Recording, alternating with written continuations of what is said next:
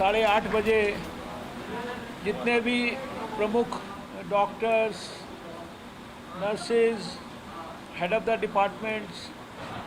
और Covid ward से जुड़े हुए हमारे अधिकारी, उनकी सबकी बातचीत सुनी आज की कोविड की परिस्थिति के बारे में और उस संदर्भ में और क्या क्या हमें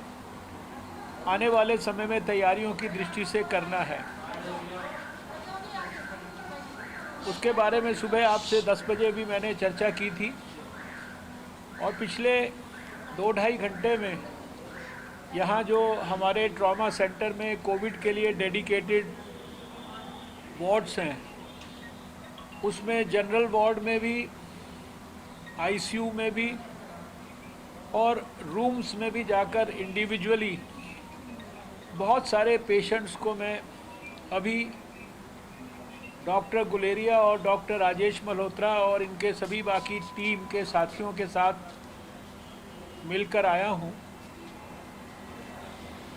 अधिकांश पेशेंट्स धीरे धीरे ठीक होने की राह पर तेज़ी से आगे बढ़ रहे हैं। कुछ एक सांसद, कुछ एक ब्यूरोक्रेट्स और लगभग सभी क्षेत्र के पेशेंट्स को अभी मुझे मिलने का मौका मिला। आज की विज़िट में इस दृष्टि से भी मैं आया था कि आने वाले समय में आवश्यकता के अनुसार यहाँ पर हम कितने बेड्स और बढ़ा सकते हैं। अभी इस समय यहाँ ट्रॉमा सेंटर में लगभग जो हमारे कोविड के बेड्स हैं वो उनकी संख्या है 266 और उसमें से 253 बेड्स पर अभी पेशेंट्स हैं। हर रोज़ 10 से लेकर और 25 तक मरीज़ छुट्टी होते हैं जिनको रिप्लेस करने के लिए बेड खाली होता है और अभी हम लोगों ने यहाँ पर फ़िलहाल 70 और बेड के लिए, जिसे कहते हैं जो सुविधाएं उनको रीएप्रोप्रिएट, एक तरह से रीऑर्गेनाइज करने के लिए निर्णय लिया है। इसी प्रकार से जो हमारा नेशनल कैंसर इंस्टीट्यूट है झज्जर में, वहाँ पर भी लगभग हमारे पास 500 बेड्स हैं कोविड के लिए डेडिकेटेड, जिसमें से आज सुबह 409 बेड्स के ऊपर पेशेंट्स थे। वहाँ भी पेशेंट्स डिस्चार्ज होते हैं और नए पेशेंट्स आते हैं, लेकिन जैसा मैंने बताया कि रफली 20% बेड्स अभी वहाँ पर और पेशेंट्स को लेने की स्थिति में है। प्लस वहाँ पर भी हमने 100 और बेड्स को इंक्रीज़ करने के लिए तैयारियाँ करने के लिए आज यहाँ पर निर्णय लिया है। मुझे पूरा विश्वास है कि पिछले 1 साल के अनुभव से, जो कि सबने मिलकर जनरेट किया है, कोविड के खिलाफ जंग को लड़ने के लिए सब प्रकार से व्यवस्थाओं को विकसित किया है। हम इस समय भी जब कोविड के मामले थोड़ा ज़्यादा तेज़ी से बढ़ रहे हैं, हम निश्चित रूप से इस सर्ज को भी और इसके कारण पैदा हुए चैलेंजेस को भी ओवरकम करने में सफल होंगे। एक तरफ वैक्सीनेशन की प्रक्रिया बहुत ही सुचारू रूप से कोविन प्लेटफॉर्म के माध्यम से सीमलेस तरीके से देश में चल रही है। आज सवेरे की अगर मैंने डाटा देखा तो 11 करोड़ 73 लाख के ऊपर जो है डोजेस जो है देश में लोगों को दे दी गई थी। आज सुबह मैंने ये भी देखा कि इस समय लगभग 54 ऐसे डिस्ट्रिक्ट्स देश में थे जो 7 दिन से जहां पर कोई पेशेंट कोविड का नहीं आया। 34 डिस्ट्रिक्ट्स ऐसे थे जहां पे लगभग 14 दिन से पेशेंट नहीं आया। 4 डिस्ट्रिक्ट ऐसे थे जहां 21 दिन से पेशेंट नहीं आया और इसके अलावा 44 डिस्ट्रिक्ट ऐसे थे जहां पिछले 28 दिन से कोई पेशेंट नहीं आया। तो कुल मिलाकर हम लोग जितना भी पिछले 1 साल का अनुभव है उसके प्रयासों को, उस अनुभव का इस्तेमाल करते हुए सभी स्टेट गवर्नमेंट्स के साथ मिलकर जो जो चीज़ों की और आवश्यकता है, अगर देश को और ज़्यादा ऑक्सीजन की कैपेसिटी को स्ट्रेंथन करना है, उसके लिए भी कल और भी ज़्यादा उसको रैंप अप करने के लिए निर्णय लिए गए हैं। उसको भी हम तेज़ी से और डेवलप कर रहे हैं। अभी कल मैं सभी जो विशेष रूप से जो कंट्रीब्यूट करने वाले स्टेट्स हैं उनके स्वास्थ्य मंत्रियों के साथ दोपहर में वीडियो कॉन्फ्रेंस के माध्यम से कहाँ कहाँ देश में बेड्स की कमी हो सकती है या कमी है, या जिसके कारण किसी भी प्रकार से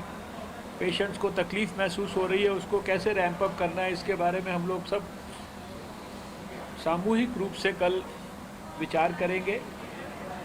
और इसी प्रकार से सोमवार को सारे अपने जो एम्स हैं देश के, उनके साथ भी वीडियो कॉन्फ्रेंस करके हम एम्स के माध्यम से कोविड के खिलाफ जंग को और ज़्यादा कैसे देश भर में स्ट्रेंथन करना है, एम्स में कैसे कोविड से रिलेटेड जो लड़ाई है उसकी फैसिलिटीज़ को और रैंप अप करना है, उसकी भी सारी की सारी तैयारियां करेंगे। फिर से लोगों से मेरी अपील है कि जो हमारी बेसिक स्ट्रैटेजी थी, टेस्टिंग, ट्रैकिंग, ट्रीटिंग, इसको हमको नहीं भूलना है। मुझे खुशी है कि कल भी देश में लगभग 15.25 लाख टेस्ट हुए हैं। एक लैब से शुरू हुई यात्रा वो 2458 लैब्स तक पहुंच गई है। बार बार एक ही बात प्रधानमंत्री जी से लेकर और सभी लोग दोहरा रहे हैं कि कोविड एप्रोप्रिएट बिहेवियर को किसी भी कीमत पर हम ना भूलें। अगर देशवासी इस बात को गंभीरता से ले लेंगे कि इस समय जब वैक्सीनेशन भी साथ साथ चल रहा है, हमको कोविड एप्रोप्रिएट बिहेवियर यानी मास्क, साबुन से हाथ धोना और 2 गज की दूरी, और जो सुपर स्प्रेडर बड़े बड़े भीड़ वाले इवेंट्स हैं इनको अवॉइड करना है। मजबूरी में जाना भी पड़ता है तो भी जो है प्रिकॉशंस को नहीं छोड़ना है। तो हमें पूरा विश्वास है कि जिस तरह से 2020 में कोविड के खिलाफ लड़ाई को हम लोगों ने एक सफलता की चरम सीमा तक पहुंचाया था, वैसे ही ये फेज़ भी जो अभी आया है, ये फेज़ भी हमारा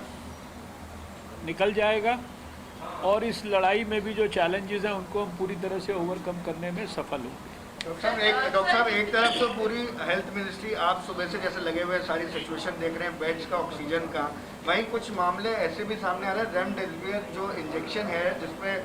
पैसों को लेके भी बात करी गई कि कीमत कम करी जाए। छत्तीसगढ़ रायपुर का एक मामला है सर, जिसमें सरकारी अस्पताल का डॉक्टर 16,000 में वो इंजेक्शन बेच रहा है। देखिए सरकार को एक नज़र बनानी। देखिए ऐसा है कि ब्लैक मार्केटिंग के लिए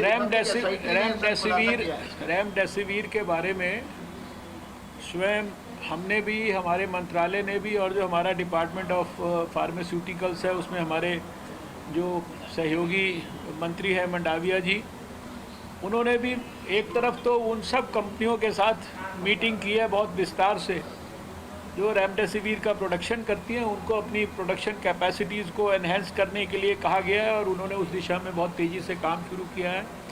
दूसरी तरफ भारत सरकार के ड्रग कंट्रोलर के माध्यम से सारे देश के स्टेट ड्रग कंट्रोलर्स को सख्त इंस्ट्रक्शन की गई है कि रेमडेसिविर के संदर्भ में किसी भी प्रकार की कोई अगर होर्डिंग कर रहा है या कोई भी ब्लैक मार्केटिंग कर रहा है, काला बाजारी कर रहा है, पेशेंट को एक्सप्लॉइट कर रहा है, तो उसके खिलाफ जितनी भी सख्त से सख्त सज़ा है वो उसको देनी चाहिए। जनता के लोगों को भी हमारे को ये अपील करनी है कि ऐसी शिकायतों को आप अपने अपने स्टेट्स में स्टेट ड्रग कंट्रोलर्स के पास भी भेजिए, और अगर हमारे भारत सरकार के अंदर भी ऐसी शिकायतें आएंगी स्पेसिफिक टू इंस्टेंसेस, प्लेसेस और people, we will take strict action against such people, I can assure you that.